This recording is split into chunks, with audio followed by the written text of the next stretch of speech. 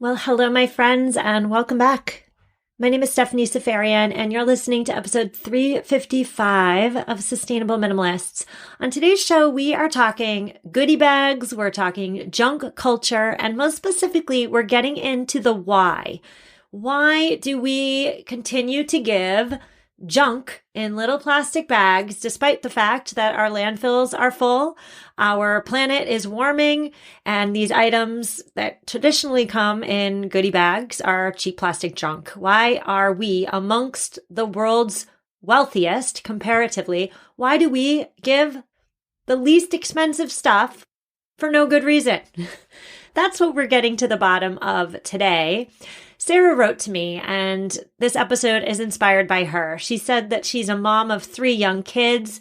She says she's both overwhelmed and frustrated by the excessive amount of toys, fidgets, gadgets, and other plastic, single-use disposable junk that our kids receive, not just in goodie bags, but at Valentine's Day and in their Easter baskets, perhaps in the school prize box, the prize box at the dentist. I mean, the opportunities for our kids to amass these items are infinite. Now, I should say, I have covered the goodie bag problem on this show before. I offered in that episode dozens of suggestions for alternatives. I'll link to those episodes in the show notes if you missed them, because those episodes were really about the how. Like, how do we do different? How do we do better? Today's episode is not a how episode so much.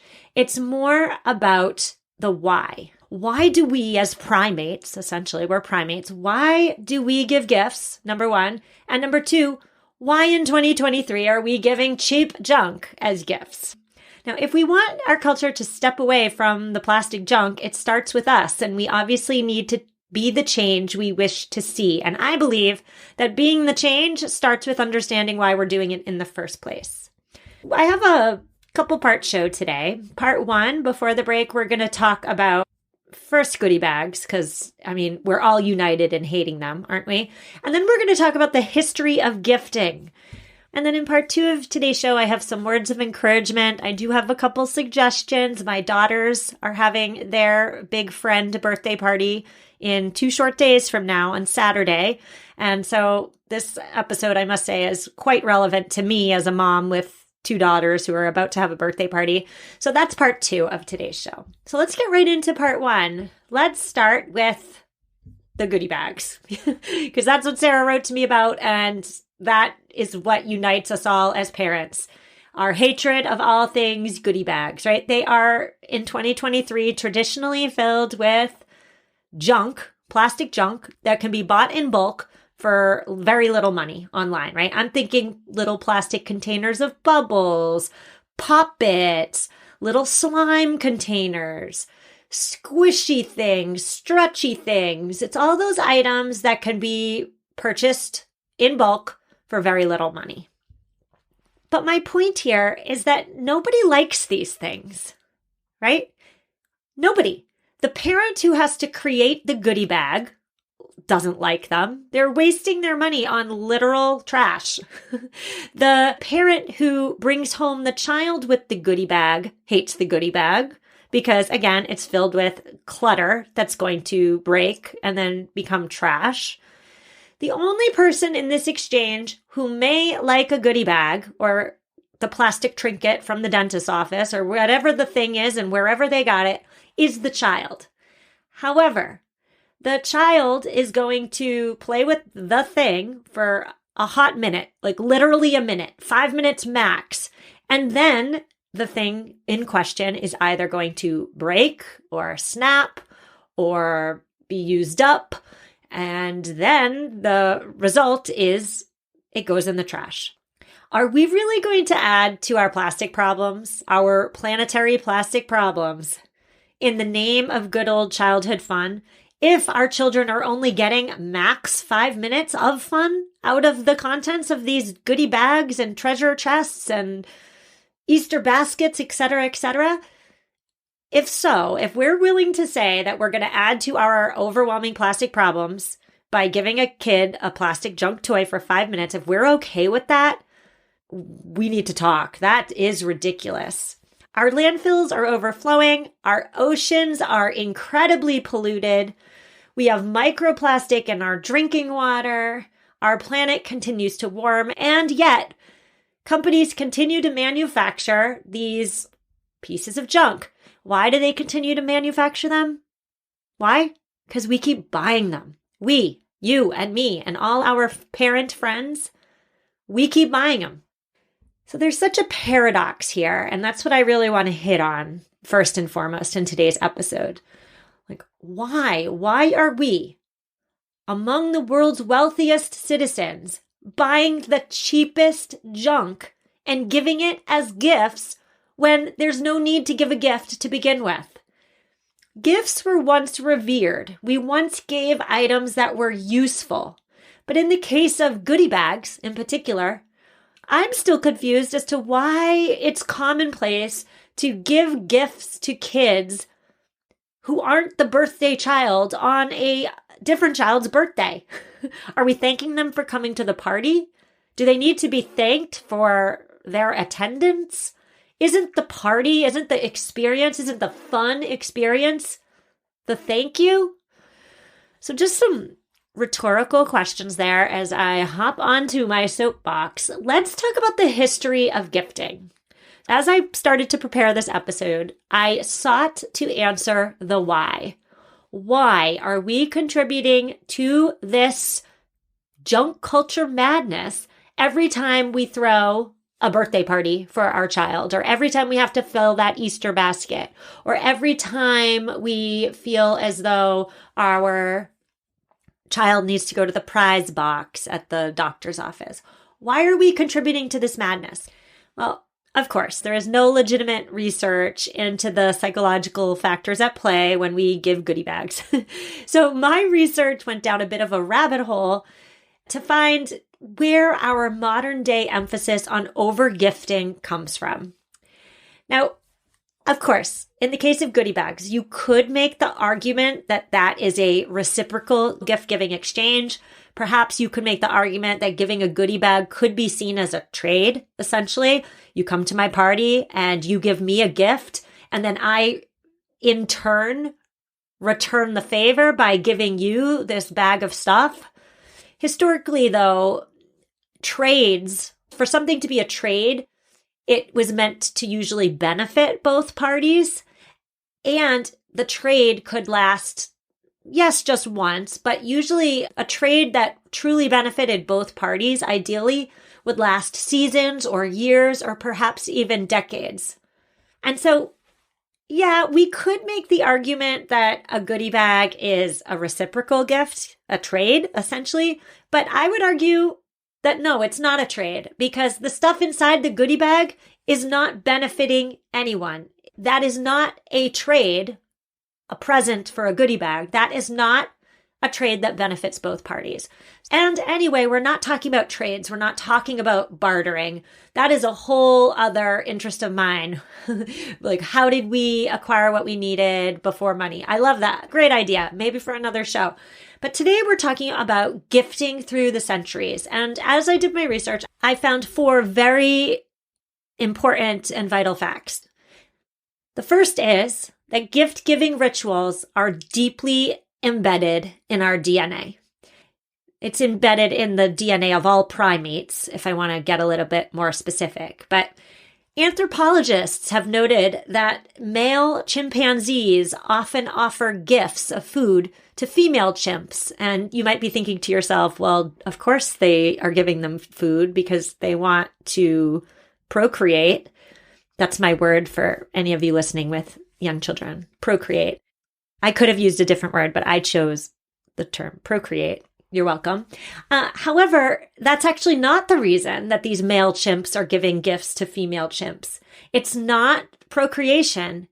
The actual purpose of this gift giving is to form bonds and to assist in building trust. So that's number 1. Gift giving rituals are deeply embedded in our DNA. Fact number 2. Gift giving has historically been a way for us by which to show that we have good manners. So here's just one example, okay? We want people to think we have good manners, right? We don't want to be seen as uncouth Look at me with my SAT words today. Uncouth. I haven't used that word in decades. Okay. Yeah, but we don't want people to think we're rude, right? Now, here's just an example. The Bedouin tribes of Arabia would give gifts to fellow tribes. Why would they do this? Well, they would do it to reduce tensions, to show good manners, and to keep the peace. So we see some of this giving so that other people know we have good manners in 2023, don't we? The first example that comes to my mind is when we go to somebody's house for something and we bring a hostess gift, right? That's a great example of us giving a gift to show that we have good manners. Even in goodie bags, perhaps those of you listening who do give goodie bags, is there any part of you who gives the goodie bags so that you don't seem, cheap or, again, uncouth to other parents who are dropping their kids off and picking them up? Something to think about. Fact number 3 about gift giving. Historically, giving gifts to strangers was used as a way to enforce the social good. What does that mean? That means that giving gifts strengthen social ties between people, right? Giving a gift implies love. It implies good wishes. It implies affection, perhaps, right? And so when we give gifts, it's a great way of strengthening the ties between people. And that brings me to fact number 4, which in my view is the most important one, which is this. Above all, giving a gift is about the giver. The giver wants love and concern and, here's the big one, human connection. This is found among all primates, right? We want to be liked. We want to be cared for. We want to connect with others. Let's have this fundamental desire met by giving gifts. Giving gifts is a great way to show how likable we are. So takeaway message here is that giving gifts is often about the giver, satisfying a desire or a need to be liked and to be connected to others. Now, I say all this and we go and we talk about primates and we talk about the Bedouins and everything in between because I want to drive home the fact that gift giving has become so entrenched around the world. And virtually every society has incorporated some presentation of gifts into its culture, into its rituals, into its customs. But now here's where things get interesting. Historically, primates tended to give gifts that were meaningful, valuable even. Giving away some of your carrot harvest, the first carrot harvest of the year, is a valuable gift in terms of practicality, in terms of the time you spent growing and caring for these carrot plants. Our ancestors were not hopping on the internet and buying small plastic jars of bubbles in bulk and handing them out to the people in their tribe. Of course they weren't, for so many reasons. But one of the reasons that they weren't doing that is that when you give out junk in mass quantities, the gift loses its weight. It loses its importance. So if you're willy-nilly giving the same thing to everyone, then no one feels special. Let's pretend for a minute. Let's really just double down on this example. Pretend for a minute that you are a hunter-gatherer. You live in a tribe, and someone in your tribe comes over to you and hands you a little plastic container of bubbles. And then the gifter goes around and hands identical plastic bubble containers to everybody else in the tribe. Would you feel special? Would you feel loved? Would you feel connection to the giver? Probably not, right? Because everybody got one. And on top of that, the thing is junk. Let's take this one more step further. What if instead the giver, so same giver but no bubbles, what if instead the giver came over to you and gave you, put in your palm, a handful of seeds? Just you. Nobody else got seeds. Just you. This is where things start to change. This is where you're likely feeling some sort of human connection to the giver, right? You feel special. The gift has weight because it's a meaningful gift. This meaningful gift helps solve one of your major daily struggles, which of course is finding sustenance so you can survive. This is a super simplistic example. I am aware of it. And I'm exaggerating it on purpose to drive home my point, which is that when it comes to gifts, we are operating with an old school mentality, but we're living solidly in the new world. I would love a book written on this topic, by the way. Anybody want to write it for me? I'll interview you. I'm going to say this in a different way. Thanks to our DNA, we have an old operating system. Our old operating system cannot function the way it's meant to function in a world with Amazon.com and with full landfills and with plastic and with wild amounts of money at our disposal in a culture that's shifting its focus away from meaningful gifts and towards disposability as its collective mindset. Oh, okay. We're going to take a quick break. And when we get back, we're going to talk specifically about what I'm doing with my kids on Saturday for their birthday party. And I have some words of encouragement for those of you who are ready to do things differently. I'll see you in a minute. Here at Sustainable Minimalists, we are all about decluttering and spring cleaning and organizing our spaces. This spring, it's totally possible to take care of not only our homes, but also our mental health at forhers.com. At forhers.com, you can get access to real medical providers who can prescribe trusted anxiety and depression medication if it's right for you. The process is 100% online, including unlimited check-ins, provider messaging, and support along the way. And to make things even simpler, you can get your first month of treatment for just $25 if prescribed. To get started, go to forhers.com/spring.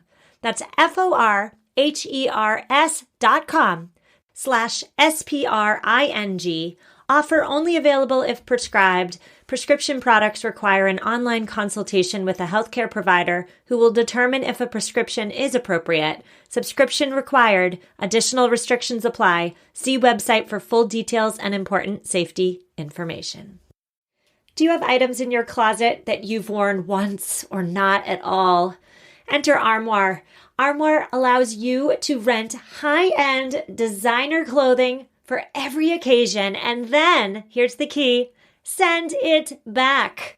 I had a family event to go to just last weekend, and I rented the most amazing black jumpsuit from Armoire. It's something I never would have tried on in the store, but I looked good, I felt good, and I felt even better knowing that I could return this item. It wasn't mine to keep.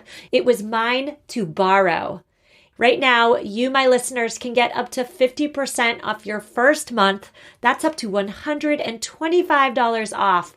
Armoire.style/sustainable. That's ARMOIRE.style/sustainable to get up to 50% off your first month. Never worry about what to wear again. Try Armoire today.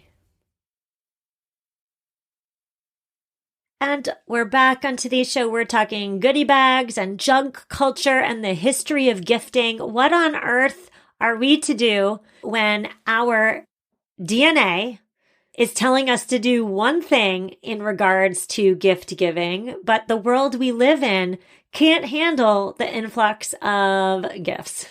We are now shifting gears and we are discussing some better ways, I guess I would put it. So I did mention that my daughter's birthday party is coming up in 2 short days on Saturday.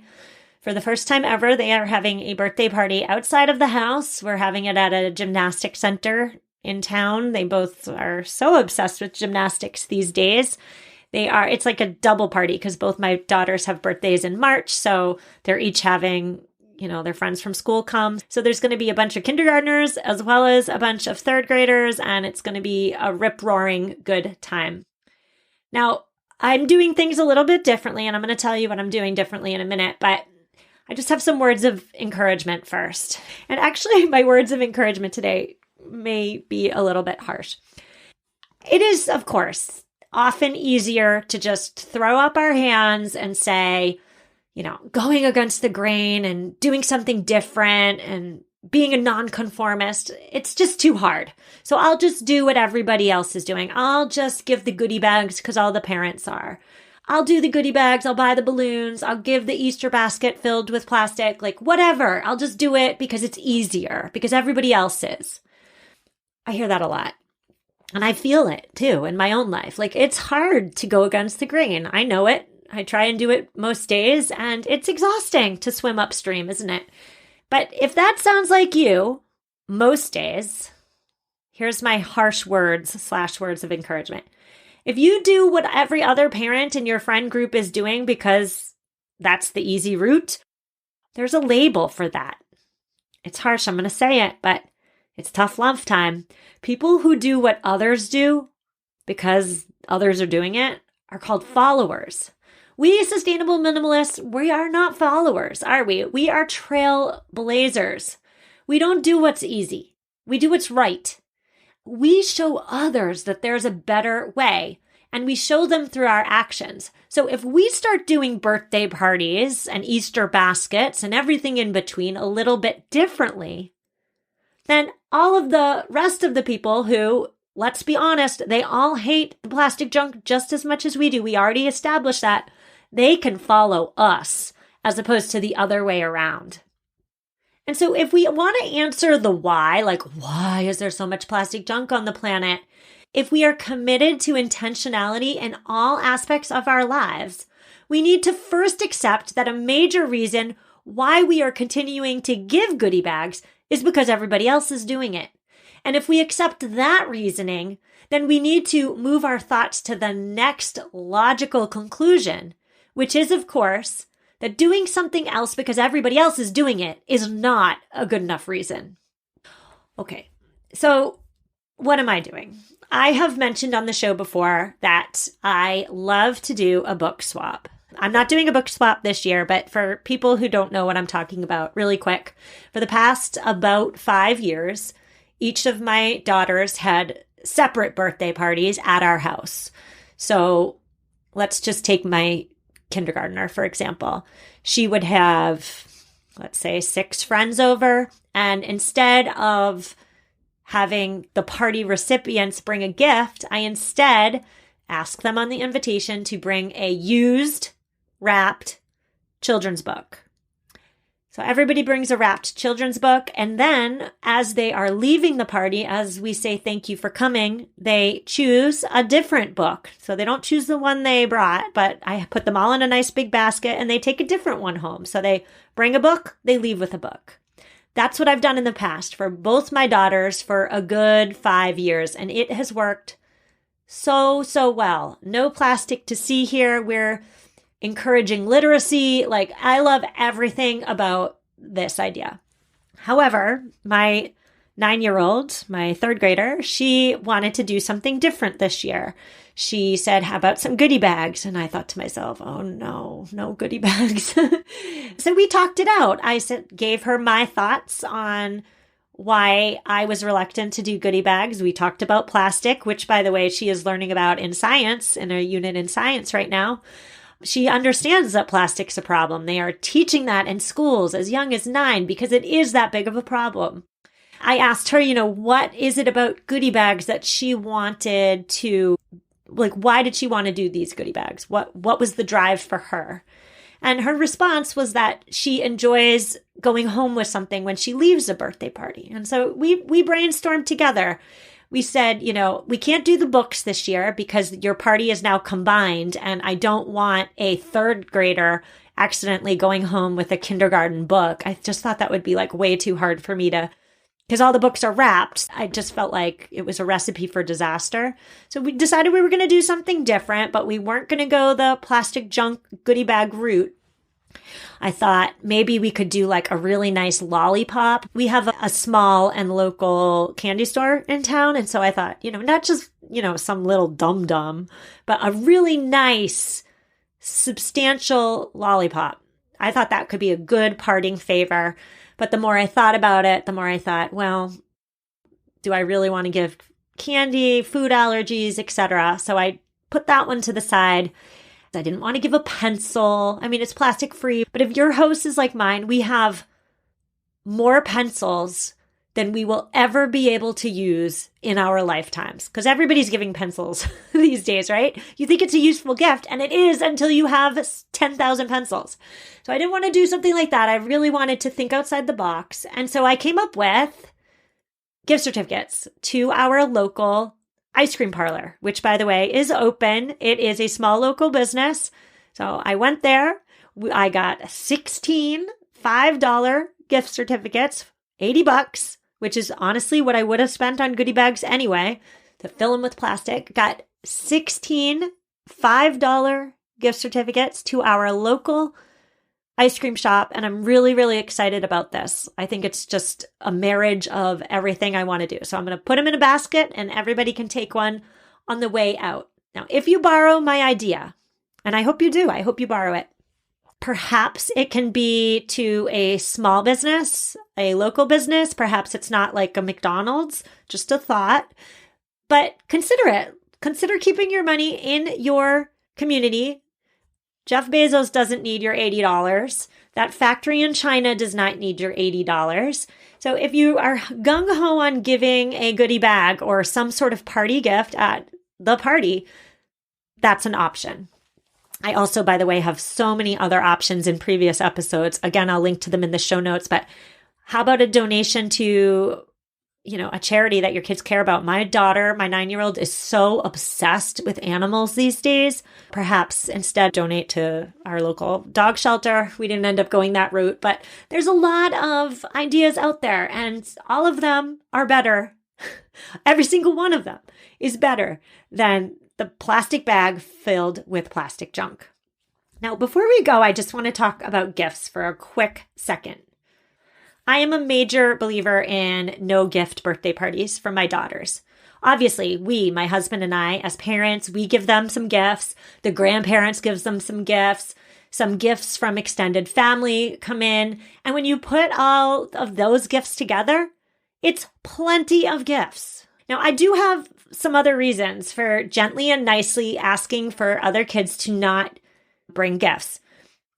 Number one, the parents are buying the gift for the birthday child, right? And the parents likely do not know your child all that well.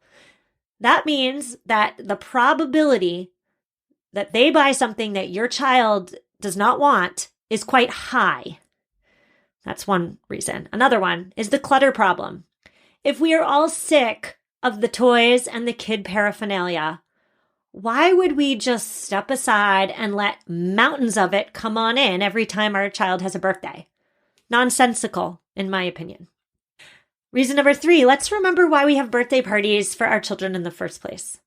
We throw them a party so that our child can create lasting memories with their most favorite friends and classmates. If we're throwing a party for a different reason, if we're throwing a party so our kid can get a lot of stuff, we need to talk that out, don't we?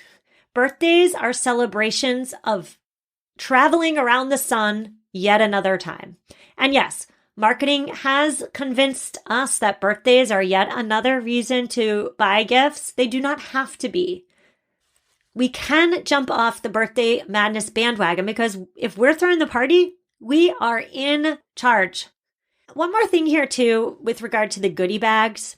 If you see the goodie bag as sort of a reciprocal gift-giving opportunity, if you give goodie bags because a child gave your child a present and you want to give them something back in return, I hear that.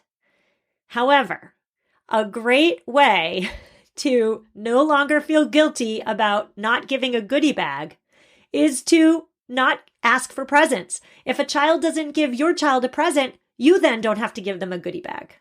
There's no reciprocal exchange, right? There's no gift tit for goodie bag tat, if you will. And I can't believe I said that on the air. I'm going to leave that in. I could edit it out, but I'm keeping it.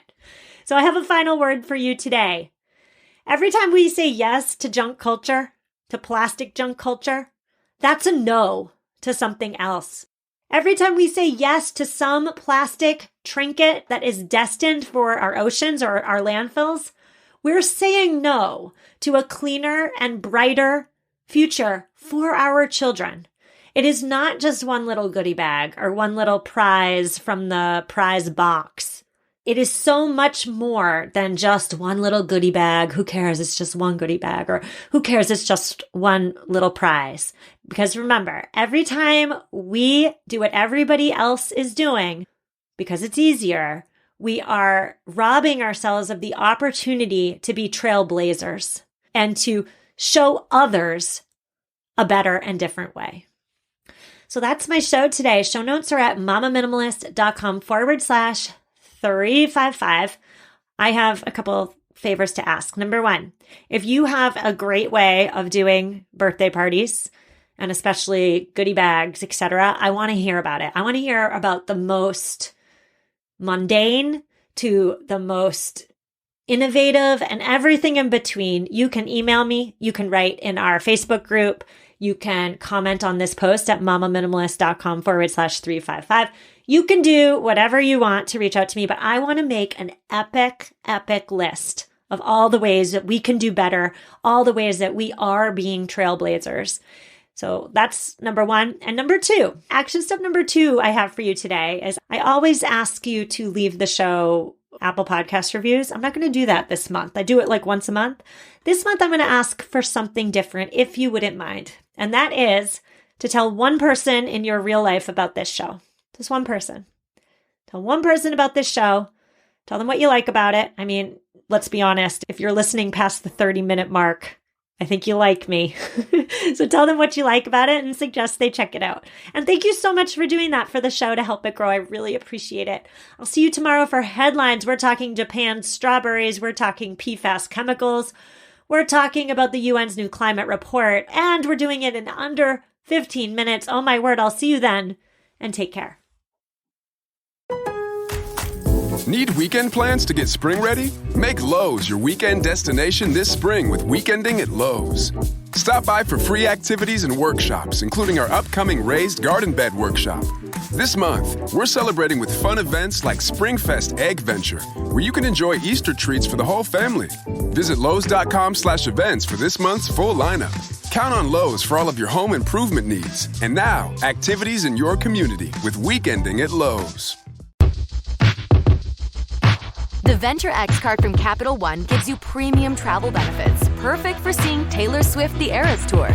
Presented by Capital One. Oh, I do love her. Earn 5 times miles on flights and 10 times miles on hotels through Capital One Travel. Enjoy your stay in Suite 13. Whoa, 13? That's Taylor's lucky number. The Venture X card from Capital One. What's in your wallet? Terms apply. See CapitalOne.com for details.